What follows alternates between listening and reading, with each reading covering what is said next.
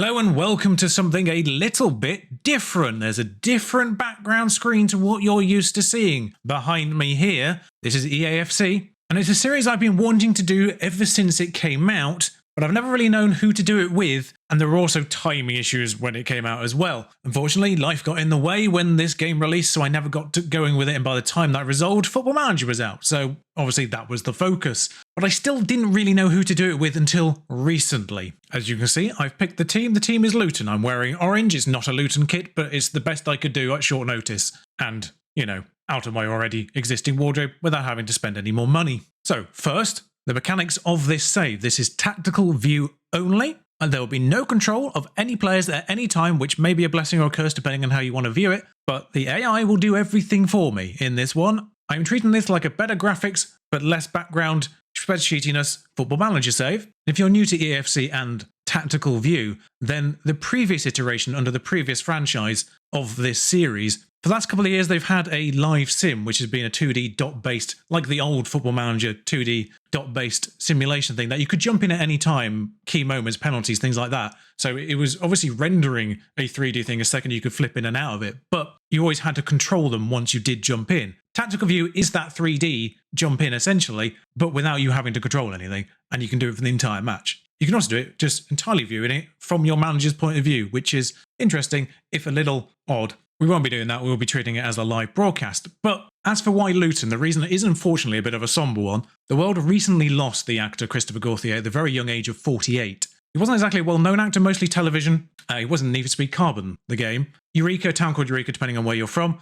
Smee in Once Upon a Time, things like that. He was very high up, though, on my list of people to meet celebrity-wise, just because he seemed a very lovely guy and I always enjoyed seeing him in things. He was also very interested in football. A very key fan of the Vancouver Whitecaps, presumably where he resided. But he was born in Luton and then moved to Canada when he was young. And he was also a supporter of Luton. His last ever interaction on social media was retweeting the Luton goal against Nottingham Forest in February. And also to honour Christopher, I have made him the already existing high potential youngster in the Youth Academy. We have since signed a better, higher overall Canadian prospect, which is marginally awkward in the form of Matt Tremblay. But yes, we are permanently scouting Canada, along with England, of course, as part of that honouring as well. And in case you're wondering why he's being retrained as a cam, that's because we don't play wingers at this point in time. Luton, for my purposes, irritatingly start with a 5-back system with plenty of centre-backs and players that are naturally left wing-back and right wing-back, although only one natural right wing-back. The other one, weirdly, is Ogbene, the centre-forward that's on the bench. For some reason, he can play centre-forward and right wing-back. I don't know either. But the other confusion is Nakamba, whose only positions according to the game are centre mid and central defensive midfielder, and yet he can play centre back perfectly fine. But if I try to play him as a midfielder, they don't like it, despite the fact that it's literally one of his two positions. I am wondering if they've got that wrong graphically, and that's CDM/CB meant to say next to his positions, because it doesn't make sense otherwise. But we are playing a 5-back system, is what Luton naturally have. It's not this particular 5-back system, but this is the one that we're going to be playing because Gegenpress likes it, basically. That's what we're running with here. That's the full team. Luton are, of course, in a little bit of an awkward space in terms of this Road to Glory type thing when it comes to their squad, because every position is obviously improvable upon, but I don't necessarily know who, apart from really Mpanzu, of course, is naturally a player that they'd want to keep around. Lockyer, of course, the other one, I suppose. But aside from Mpanzu and Lockyer, I don't really know necessarily who's integral to Luton, who's very highly regarded in Luton, and who they won't want to get rid of. I say a player like Chong maybe still has potential in them. Still only 23. I don't know how that pans out. They don't have a lot of actually young players. Mengi is 21. Doughty is 23. Kabora, right wing back, is 22, so maybe he's got more potential. He could possibly stick around. Giles on the left is 23 as well, so not too bad. Obviously, Lukonga, I believe, is on loan anyway, but 23. And Mpanzu obviously is old enough, but everyone else is 24 or older, so I don't fully know how this game really treats the last point in which players' potential is kind of realised. I know there's a much more of a dynamic potential system in this game mode now, so those players who play a lot, maybe have a good season, may get their potential boosted up, so even if they don't necessarily have a good potential now, that could improve if they have a good season anyway. So I don't really necessarily know who's well regarded at this point in time in the original Luton squad that they definitely want to keep around, other than Lockyer, other than Mpanzu. I'm going to guess those two are fairly locked in on that front just because of Mpanzu riding the entire journey from the Vanarama to the Premier League, and Lockyer, obviously the captain, with various other reasons for being quite fond of him as well due to recent incidents. I think he was already well regarded before those. I'm hoping he's doing well now. Actually, I don't fully know if he's actually back in the squad yet, but in real life. But that's the formation that they're going to play. I'm largely just avoiding Anderson, by the way, just because he has 48 pace. He's 25. I'd have more than 48 pace, but I'm prioritising Bell as a centre-back just because he's left-footed as well and actually can run, which is kind of necessary if you're playing a fairly gegenpressing system. So that's the plan. These guys stay forward. Barkley roams around a bit. Obviously, the wing-backs get forward when we've got possession. So that's the idea. Ideally, I'd like to play in a 4-3-2-1, but maybe we'll stick with the 5-back system because that's what they already start with. And I cannot be bothered retraining the wing-backs to left-backs at this point in time. It would take an inordinate amount of time for some of them for some reason. I don't know why. It's literally just a wing-back to full-back, but I don't know why that would take over 100 weeks for some people when it's basically the same position. Taking their cues from Football Manager, I think. But I think if anything, actually, Football Manager does that retraining faster. But as I say, I'm not controlling anything. It's the first day of the season. We're not doing anything. The first transfer window is closed, by the way, so I can't make signings. I don't know how free agents work in this game, so I am scouting a few that have come back already on the report. So we'll see how they pan out. And if you can sign them, I will do. But the first transfer window was closed, so you've got plenty of time to suggest players for us. Particularly, obviously, right wing back, we haven't got any backup there other than the centre forward. And the defensive line could definitely do with some young talent that can improve because they're all of age, put it that way, at this point in time, and not likely to get much better. Same really with the actual strikers and the regular midfielders. Like we've got Chong who can be retrained to Cam, and we've got a youth prospect who's being retrained at Cam anyway. So basically every position that isn't Cam can be improved on. So if you've got suggestions, let me know. I'll likely be recording effectively one episode in advance of what's live, so just bear that in mind. But obviously there's a few episodes until we get to the transfer window. We're going to do every single match in August on live sim, just the highlights of course, just getting a few of our players press proven to help deal with the Brighton side that like to gegenpress as well, and the first press conference. Pre-season was fine, it was a league style system and we won 1, lost 2, but they're all 2-1. All the results. Get the team morale up as well. That presumably helps. Like I say, it's been a while since I've actually been invested in this game mode in any shape or form, let alone tactical view only. Trying to avoid relegation is the question there. We're ready to the fight. Pre-season's been difficult for Chong, largely because he doesn't play in a position that is actually natural to him yet. He's a big player for us. He just needs to be retrained into Cam and then he'll be fine. It shouldn't take too long, actually, that one. That's one of the ones that doesn't take all that long. I'm not fully certain if I'll be visible during these commentaries, but it's going to be effectively like a compilation of fan TV commentary is the idea. So you're seeing them all back to back. And away we go. First highlight of the game already. Adebayo's popping that in the net. Took me a second to actually find the right camera angles, but immediate impact from Adebayo. Apologies for breaking the immersion by talking about cameras there. But we can see the highlight again. That is kneed up basically and then teed up perfectly for Adebayo. Camera struggling to keep up with the actual highlight there, but powered past the Brighton goalkeeper, who on this occasion looks like it might be Jason Steele. Elijah Adebayo with Luton's first goal in the Premier League 5 minutes in. Brighton kicking off, finds Estupinan on the left-hand side. Hinshelwood, Lallana, Brighton of course enjoying excellent football under Roberto De Zerbi once he came in last season. Kabore now for Luton, and we're powering ahead here. Pulls it inside for Morris. That doesn't quite make it to Adebayo, but it does stay in Luton Town's possession. Back to Morris once again. He's got a bit of space to have a shot. Steele palms it intriguingly into the air from there. A very wet day on the south coast. Forward to Barkley. Mpanzu now. There's options out left if they want to take it. Adebayo, though, turns the defender. Excellent work. Another shot for Luton. Stupinan's coming in now. Back to Billy Gilmore. Lallana once again. Challenged, but retains possession somehow. They're trying to find their way to Pedro, and they've got it to Pedro. That's the equaliser. João Pedro, obviously a very dangerous player to be contending with. Highly regarded. The back heel from Lallana doesn't come off at first, but he gets a second chance and finds Pedro, and unfortunately beats his marker. Excellent first touch, just lays it off, and he puts it past Kaminsky. Kaminsky, of course, Channel fans. Sold by Blackburn to Luton in the summer. A little bit of odd continuity between saves on this channel. We're back in commentator-only mode. Igor for Brighton. Of course, we are away at the Amex here, so this isn't necessarily the easiest test for Luton to start off with. We're yet to see, of course, this is game week 1. who are main rivals for the relegation fight, if indeed we are going to be in one. But I suspect Luton are not going to have the easiest of times, even in this virtual world. But Giles on this left-hand side gets the cross in. Is it going to find Morris? It is not, but that actually is going to fall to Giles, the defender for Brighton, oddly leaving him alone. Adebayo drags his shot wide. Can't believe he's missed the target. Still, may have had that one covered, though. Mpanzu heads it to Adebayo, who finds Morris. The right wing-back is available, but Morris is going alone. Can he find Adebayo now? He's going to need help from someone. That's Barkley in space on the edge of the box. Dunk charges that down. That's going to be a corner for Luton. Samuel Lokonga on set pieces here. That is going to get to Adebayo. Can't keep the header down. Luton not without our chances today. Osho cuts out that pass, but unfortunately his own pass isn't great, but Samuel Lokonga bails him out by getting the possession back immediately. Barkley now charging forward and has space. Goalkeeper's come out. He's committed. And he's made the save.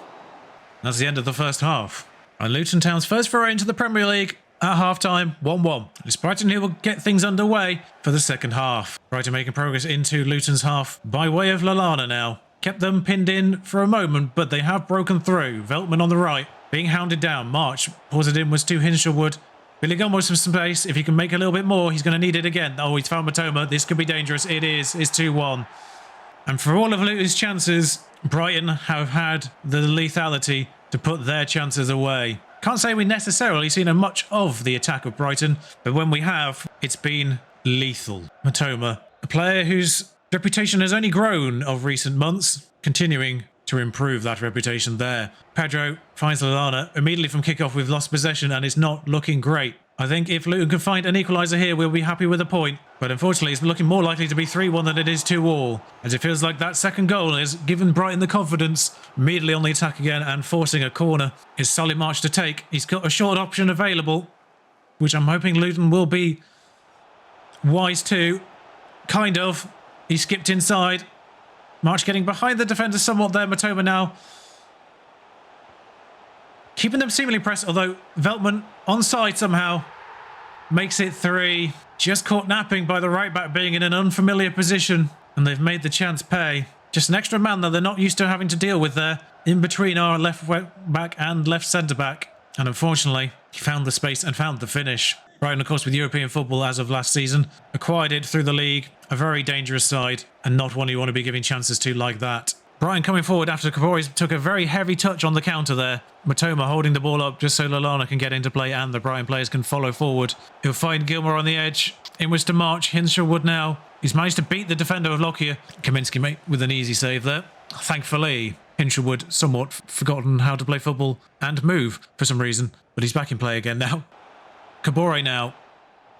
Tackled by Eagle. But it's been classed as a foul. And Luton will make changes here along with Brighton. Hinshelwood off for them. 4 players, just because they've kind of stacked up. Doughty, Chung, Woodrow, and someone else on for Luton. Pedro makes way for Ansu Fati, who's found his way to Brighton somewhat mysteriously in this year. Ogbene for Kabori, the last change for Luton there.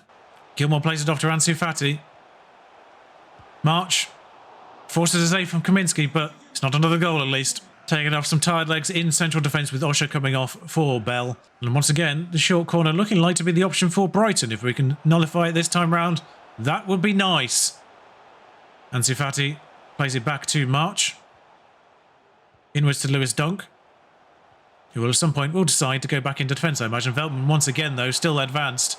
Webster this time. Ansu Fati skipping past the defender and making it 4. For some reason, not doing particularly well in second phases of corners. Just switching off and letting players skip past us. It's not a good showing in that sense. Worst part is, that's actually the fresh legs of the left wing back and the left centre back now that haven't dealt with Ansu Fati. It's not like it's tired legs that are up against him. And just to make matters worse, their bench option is Pascal Gross for Lallana, which if anything, is an improvement. Mpanzu, Morris, can we make anything that resembles a consolation goal now? Just a spark of positivity would be nice. We are away at a team, of course, that is in Europe, as we've said. It's not exactly the biggest disgrace losing here, but 4-1, the manner in which we conceded those goals, the 2 second phase corner goals in particular. If it had been 2-1 without those 2 second phase corner goals, I'd have called that a reasonable showing. But 4-1, it's a little embarrassing. Gilmore actually mugging off us there, just rubbing salt in the wound. Ogbene will force the full-time whistle. And it's no secret that Luton Town need reinforcement to really make a impression on this division, really. But a spirited start and very quickly snuffed out, unfortunately, here at the Amex on the south coast. The quality of this Brighton squad showing. 4-1 the final result here. 4 different goal scorers for Brighton. Adebayo with the glimmer of hope for Luton Town. And actually, immediately after that game, we get the position option for Chong to make him no longer unhelpful in central midfield. And we'll get him on the programme that helps improve his weak foot, which is only 3 stars. This makes the Nakamba question harder because he gets a negative for playing in central midfield, which he can actually play, but doesn't get a negative for centre-back. But this is treating it obviously as if centre-back's something weird for him to be playing in, even though the game is perfectly happy for me to do it. This is irritating because the transfer window is shut in this, and he keeps asking me about not bringing in new places. It's literally unavailable. That must be a bug. Getting some players, some more set-piece based temporary playstyles to help deal with Burnley's set-piece threat, or to help counter it at the very least. Getting Mpanzu relentless for this game is going to be very helpful as well.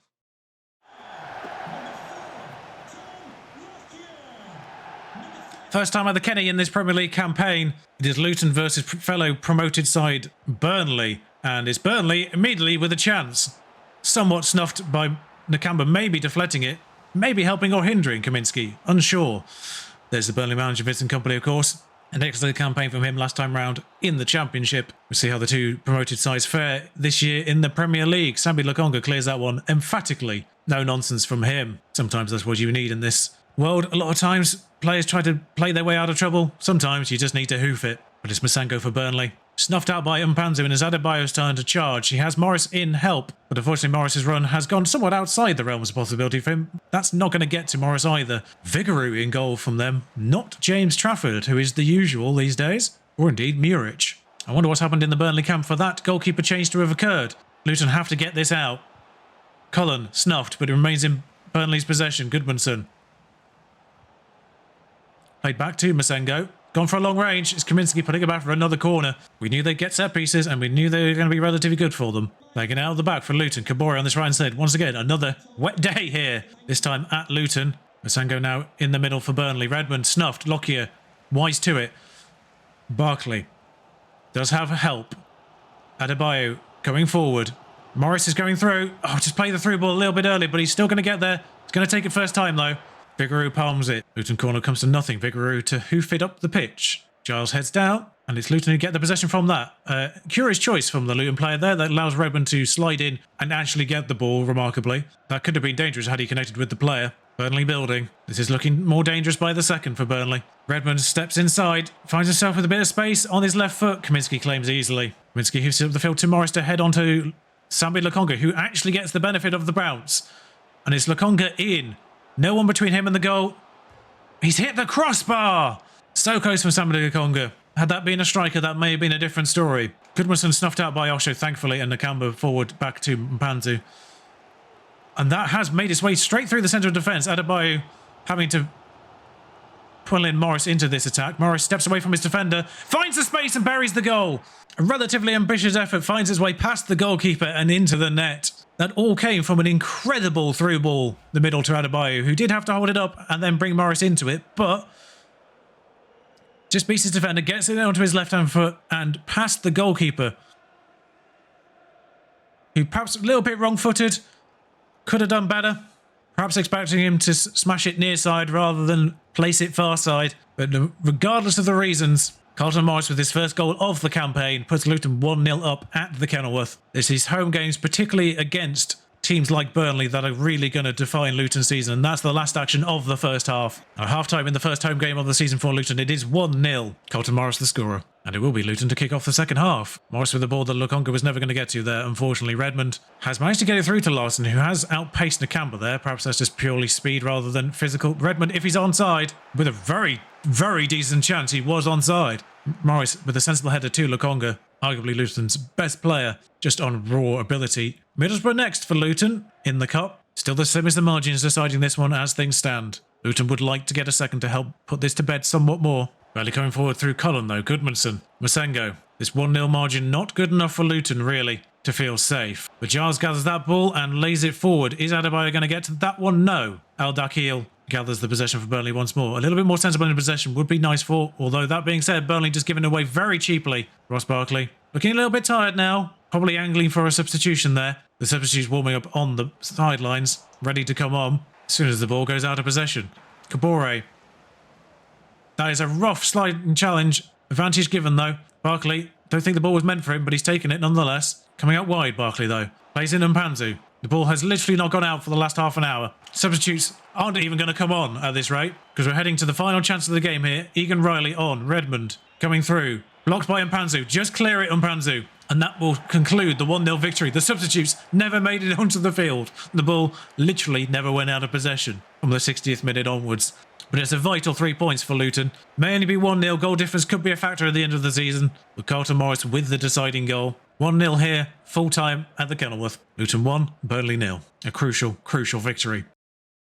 Carabao Cup action here at the Kenilworth today. As Luton, with a rotated side, take on Middlesbrough. Cruel in goal, Ogbene, Potts, Bell, Doughty, Clark, Berry, Chung, Brown and Woodrow all in the team. Full rotation. But it's Middlesbrough with the first chance. Out of commentator mode, just a bunch of defensive playstyles being temporarily put on for this match. Middlesbrough apparently like to kick and run. Will just bring you, ideally, the goals here. Middlesbrough on the attack. Ball played in. Burke intercepts. This is Berry. Plays in the charging Doughty on the left-hand side. Plays it back to Chong. Ball cleanly taken in the midfield, in the penalty box, but Brown's found space. He's hit the post. Perhaps angling for a penalty there, but still a chance fashioned. Middlesbrough well deceived, but Burke wise to it in the end. Did confuse Doughty, but Burke made of mental sterner stuff. Berry plays it out left to Doughty this time on the attack. Doughty tries to step past the defender and does so. But defender has recovered, but Doughty remains in possession. Plays it to Woodrow, unnecessarily flamboyantly. Brown, a yard away from the goalkeeper, just smashes it straight into him. See that chance again. Not sure who came off last in the end there. Came off Brown. Luton with all the possession and all the shots so far, but no scoreline to show for it. Doughty plays sensibly to Chong, who's come deep to get that, and it will be 0-0 at half-time. Luton may need to bring on some more heavy hitters to help seal this one, particularly up front. Bury the chances that they're actually getting. Barry now. Pays the ball through to Woodrow. That's the chance they needed. That's the finish they needed. Corley Woodrow. First goal of the season, and perhaps Luton will get away with not having to bring on Carlton Morris and the like. Or Adebayo. Whoever's on the bench for them. I believe it's Adebayo. But that's a great finish from Corley Woodrow. Near post. Power. Past the goalkeeper. Those striker reinforcements not necessarily required. The crowd receiving that goal notification with a second round of cheering. Force. Being forced back to Barlaser. O'Brien. A lot of space for O'Brien to run into here. Plays it off to Jones. Back to O'Brien. Just that yard of space that they keep getting gets closed off. If they can just find it, yard like that, Silvera with Middlesbrough's first shot of the game in the 58th minute. 1-0 up, still not potentially comfortable for Luton. Their next match away at Chelsea. The Middlesbrough attack once again stopped by Burke, who has had a formidable performance in this game, putting himself perhaps in contention for the starting squad next time out. The ball finally goes out to make substitutions. They've been waiting to come on for 20 minutes. Some strong reinforcements from Luton though. So Luton with 3 new faces, Adebayo, Giles and Samuel Lukonga, just putting that little bit extra quality to help seal this match. Still only 1-0. Bell into Adebayo. Chong, potentially the last attack of this game. And it is Luton in possession. It's Chong. He's hit it wide, but it's the final minutes of the game and this might just seal a 1-0 victory anyway. Middlesbrough with the change. But that should be that. And that is indeed that. Luton into the next round. A confident performance, but a tight scoreline. 1-0 here at the Kenilworth. Woodrow the decider. So we're at Stamford Bridge for the final August game of Luton's campaign. And the final one of this video, just to go out of commentator mode. Plenty of expensive talent on display from Chelsea here. Arguably, one player probably worth more than the entire Luton squad. And it's Chelsea who kick things off. Cole Palmer in possession. Not a full-strength Chelsea team, it must be said. David Watson up front. Some perhaps usually bench players on this field. Sambi Lukonga intercepted by Caicedo, unfortunately, and David Washington does have a run, but we have recovered. Modric will find Palmer. Madueke in space. Creates more. Kaminsky saves. It is worth saying, Chelsea currently in 18th, having lost both of their first 2 games. At home to Liverpool and then away at West Ham. Luton, at this point in time, 5 places ahead. That could all change, of course, should Chelsea win this. Adebayo will find Kabore. Just holds things up a little bit and then creates his own space to run into. Plays it forward to Adebayo and now there's a chance. Luton. Adebayo takes too long. Colwell gets in the way of the shot. Should have taken it a little quicker. Bettinelli in goal for them. Weirdly going up against potentially third-string goalkeeper once again. Chelsea still in possession. Mudryk on the left-hand side. Back heels it unnecessarily to Palmer. David Washington found a yard of space and Kaminsky with an actually good save. I say that not out of surprise, just more that he was forced to actually make a good save rather than the save was surprisingly good. Short corner provided for Mudryk and taken. Madueke skips past the defender. Palmer.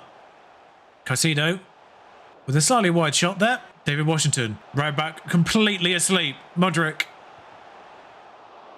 thankfully just smashes at the goalkeeper and then Kabori clears. This will likely be the last action of the half. David Washington intercepted by Lockyer. Just play it forward and that will end the half. A point at Stamford Bridge, as it stands, would be well received, even though they are technically behind in the league. 0-0 as play resumes with Luton kicking things off. And Panzu forward to Giles. Dinks it forward. Adebayo with space to run into. Might take the chance himself. Hooks it bizarrely to Sam Lilokonga onto the edge of the box. Kabore possibly confuses Bettinelli. He can only palm me but then does gather it. Luton's next fixture is the home fixture against West Ham, who we know are capable of beating Chelsea. So not an easy fixture. Although then again, if they played this team against West Ham, I'm not surprised they lost. Mudryk off for Chelsea. Reece James on in an interesting decision there. And Lokonga, Barkley, Adebayo, left back and right back all off. Oh, excellent football from Luton there. Played it around them. He's gone from distance. Bettinelli forced into a save. And it will be a corner for Luton. Lavia now off for Chelsea. Cucurella on for... I'm confused with the substitutions from Chelsea, if I'm completely honest. They brought a left back and a right back on for players that are neither those. Chong puts the ball in. Second phase does fall into Luton's possession, however. Chong once again. Lays it off to Morris. Blocked. Gets the ball back again. It's wide. Not without the chances here, Luton Town. Bettinelli will get things underway again. 10 minutes to go in this Premier League fixture. Chelsea currently hanging on for their first point of the season. Luton currently hanging on for their first away point of the season. Doughty back heels it to Morris. Morris near post. Bettinelli comes off of more than anything. Cole Palmer now off. Are they going to bring on another fullback? No, it's Nkunku. That's dangerous. 90 minutes on the clock. 2 minutes of injury time. This could be the last action. Clark finds Okapeni on the overlap on the right-hand side. Holds it up. Can he find a Luton player? He can. He finds Woodrow. Inwards to Chong.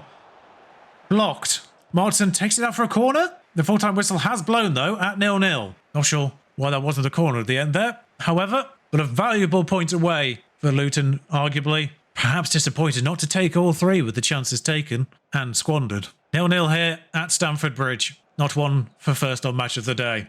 Does appear to be a bug, by the way, in trying to understand the opponent records, because it just said a defeat and a draw, you still can't beat them, even though this is literally the first time we played Chelsea. I think weirdly it's recognising the first result as part of the record against every opponent that we play from now on, because the last game it said you got the better of them after they beat you last time. Our youth player can get his change of position to Cam, which keeps him as a 62 overall. Fortunately, can't improve his defensive work rate from this. So at the end of August, 3 games played for everyone. The bottom 3 is currently Bournemouth, Sheffield and Burnley without a point. Brentford and Chelsea with just 1 ahead of them. Luton Town in 13th. 1 win, 1 draw, 1 loss. Not a bad start, all things considered. That goal difference could be the decider towards the end of the year. 3 teams with 3 wins out of 3. Nottingham Forest, of course, Liverpool and West Ham. Aston Villa, Arsenal, Man United close out the current top 6. Newcastle and Manchester City on their heels. Obviously still a lot of games to play, but Manchester City already lost a game, interestingly. Against Newcastle, in fact. I don't know exactly what's happened to Yusuf Attal, but he's on my list for a right wing back. 74 rated, good pace of course, good dribbling. Defending questionable now. 27 though.